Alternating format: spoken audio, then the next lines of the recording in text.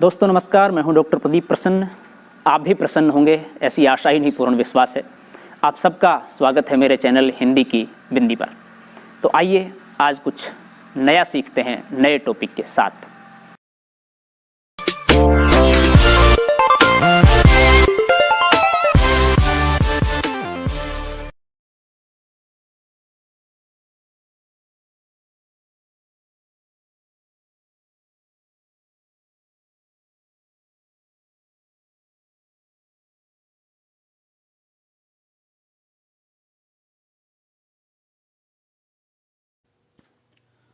विद्यार्थियों, आज की वीडियो हम बना रहे हैं कक्षा 11 की हिंदी पुस्तक अंतरा पाठ 6 स्पीति में बारिश, जिसके लेखक हैं कृष्णनाथ जी। इस स्पीति में बारिश पाठ के प्रश्नों के उत्तरों को लेकर के हम वीडियो बना रहे हैं। इससे पूर्व हम इस पाठ का वाचन कर चुके हैं, साथ ही लेखक का संक्षिप्त परिचय और पाठ का अर्थ, उसका भाव, उसकी व्याख्या, उसका विश्लेषण उस वीडियो में हम कर चुके हैं। इसमें हम इस पाठ के प्रश्नों के उत्तरों को लेकर के बात करेंगे। तो आइए हम शुरू करते हैं आज की वीडियो। आप देख रहे हैं हिंदी की बिंदी चैनल। पाठ्य पुस्तक के प्रश्न अभ्यास पाठ के साथ पहला प्रश्न है, इतिहास में स्पीति का वर्णन नहीं मिलता, क्यों? क्या कारण है? पाठ हमने पढ़ लिया है तो उसके आधार पर हम उत्तर दे रहे हैं।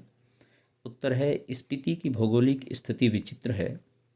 यहाँ आवागमन के साधन नहीं हैं। यह पर्वत श्रेणियों से घिरा हुआ है। साल में 8-9 महीने बर्फ रहती है तथा यह क्षेत्र शेष संसार से कटा रहता है। इन दुर्गम रास्तों को लांघने का साहस किसी राजा या शासक ने नहीं किया। यहाँ की आबादी बेहद कम है तथा जनसंचार के साधन का अभाव है। मानवीय गतिविधियों के कारण यहाँ इतिहास नहीं बना। इसका जिक्र सिर्फ राज्यों के साथ जुड़े रहने पर ही आता है।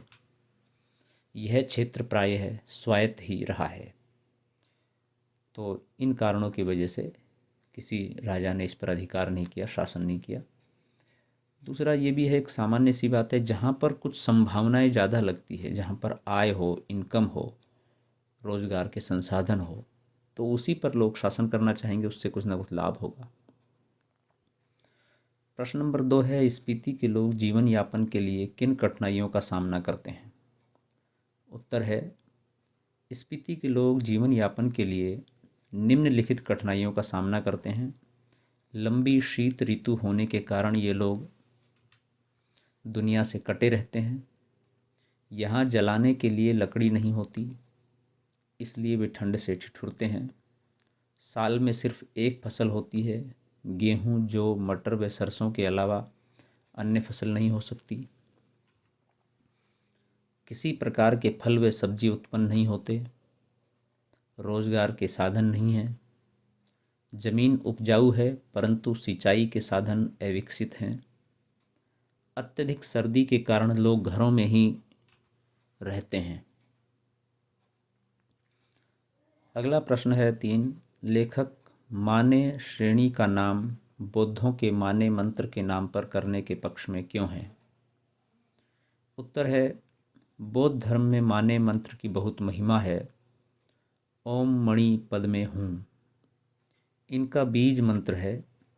इसी मंत्र को संक्षेप में माने कहते हैं। लेखक का मानना है कि इस मंत्र का यहाँ इतना अधिक जाप हुआ है कि पर्वत श्रेणी को यह नाम आसानी से दिया जा सकता है। हो सकता है कि स्पीति के दक्षिण की पर्वत श्रेणी का माने नाम इसी कारण पड़ा हो। प्रश्न नंबर 4 है, ये माने की चोटियाँ बूढ़े लामाओं के जाप से उदास हो गई हैं। इस पंक्ति के माध्यम से लेखक ने युवा वर्ग से क्या आग्रह किया है? उत्तर है, लेखक की मान्यता है कि माने की चोटियों पर बूढ़े लामाओं ने इतने जाप किए हैं कि उनके बुढ़ापे और जाप से ये पहाड़ियाँ उदास हो गई हैं। अतः कवि युवा वर्ग से आग्रह करता है कि वे यहाँ आकर किलोल करें तो ये पहाड़ियाँ हर्षित हों। अभी तो इन पर स्पीति का आर्तनाद जमा हुआ है, जो युवा अट्टहास की गर्मी से कुछ तो पिघलेगा। लेखक की ओर से यह एक युवा निमंत्रण है, लोग आएं और यहाँ का भ्रमण करें ताकि इनका जीवन यापन भी ठीक से चले। प्रश्न नंबर 5 है, वर्षा यहाँ एक घटना है, एक सुखद संयोग है, लेखक ने ऐसा क्यों कहा है? उत्तर है, लेखक बताते हैं कि स्पीति में वर्षा बहुत कम होती है। इस कारण वर्षा ऋतु मन की साध पूरी नहीं करती, मन की इच्छा पूरी नहीं करती। वर्षा के बिना यहाँ की धरती सूखी, ठंडी व बंजर होती है। जब कभी यहाँ वर्षा हो जाती है तो लोग इसे अपना सुखद सौभाग्य मानते हैं। वर्षा के दिन को वे सुख का संकेत मानते हैं। लेखक के आने के बाद यहाँ वर्षा हुई।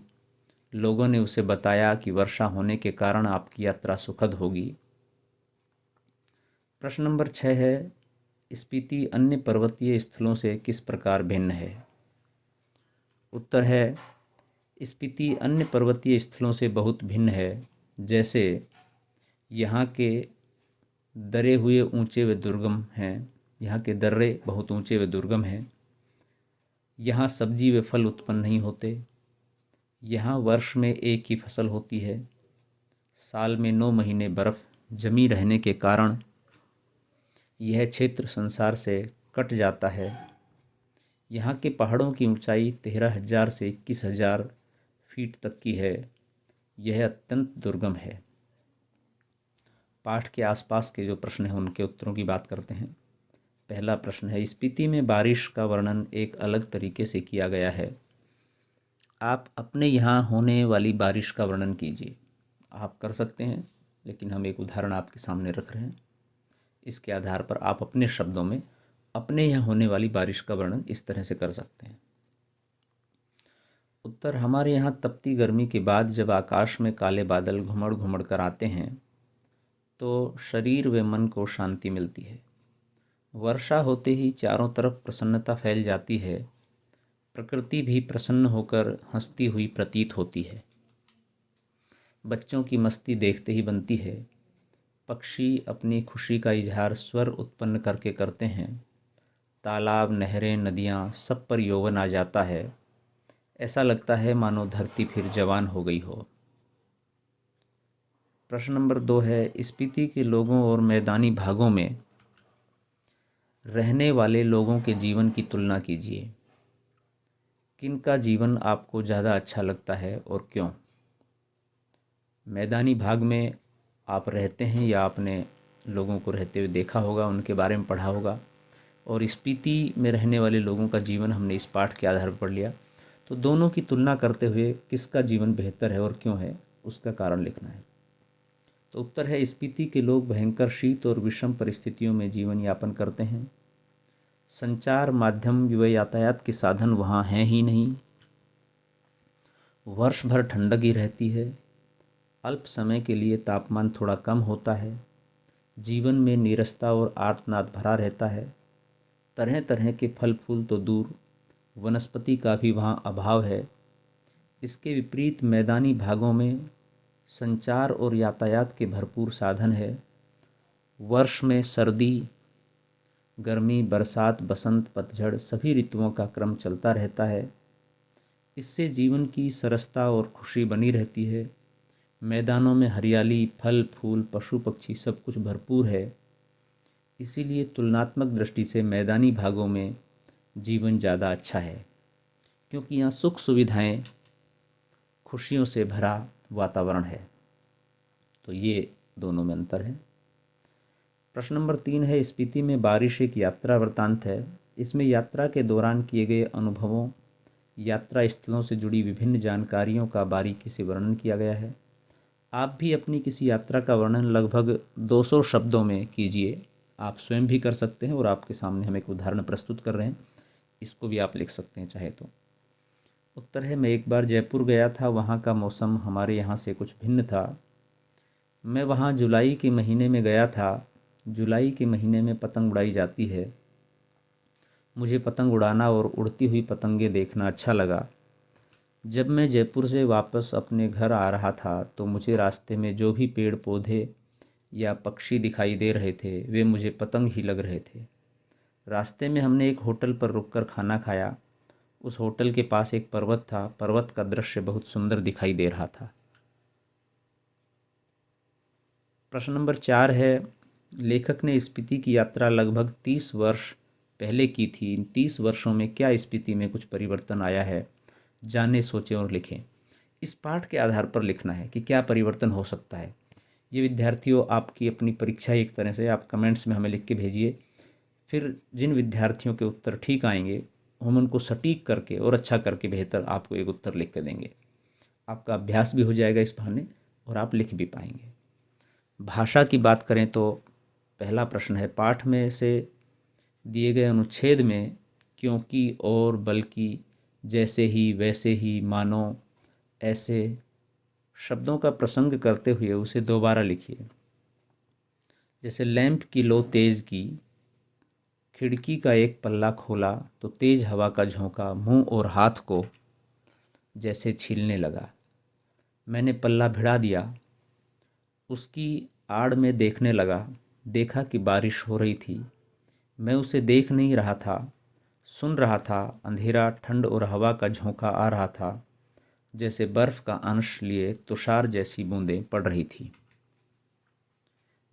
अब इसी में हम प्रयोग करते हुए लिखते हैं। उत्तर है, लैंप की लो तेज की और जैसे ही खिड़की का एक पल्ला खोला वैसे ही तेज हवा का झोंका मुंह और हाथ को मानो छीलने लगा। मैंने पल्ला भिड़ा दिया और उसकी आड़ से देखने लगा, देखा कि बारिश तेज हो रही थी। मैं उसे देख नहीं रहा था बल्कि सुन रहा था, क्योंकि अंधेरा, ठंड और हवा का झोंका आ रहा था, मानो बर्फ का अंश लिए तुषार की बूंदें पड़ रही थी, ओस की बूंदें, बर्फ की बूंदें। तो विद्यार्थियों, स्पीति में बारिश पाठ के प्रश्नों के उत्तरों को लेकर के ये वीडियो हमने बनाई। वीडियो आपने पूरी देखी, इसके लिए आपका बहुत बहुत धन्यवाद। आशा करते हैं वीडियो आपको पसंद आई होगी, आपके लिए लाभान्वित होगी। यदि अच्छी लगी है तो इसे लाइक करें, शेयर करें, कमेंट्स करें और चैनल को हिंदी की बिंदी चैनल को सब्सक्राइब करना न भूलें और बेल आइकॉन को भी दबा लें ताकि सभी प्रकार की वीडियो की सूचना आप तक पहुंच जाए। यदि आपके मन में कोई सवाल, कोई जिज्ञासा, कोई प्रश्न हो तो आप कमेंट्स के माध्यम से बताइए, हम उसका निदान करने का प्रयास करेंगे। आज के लिए इतना ही। नेक्स्ट वीडियो में नेक्स्ट टॉपिक साथ फिर मिलते हैं। तब तक के लिए शुक्रिया, नमस्कार।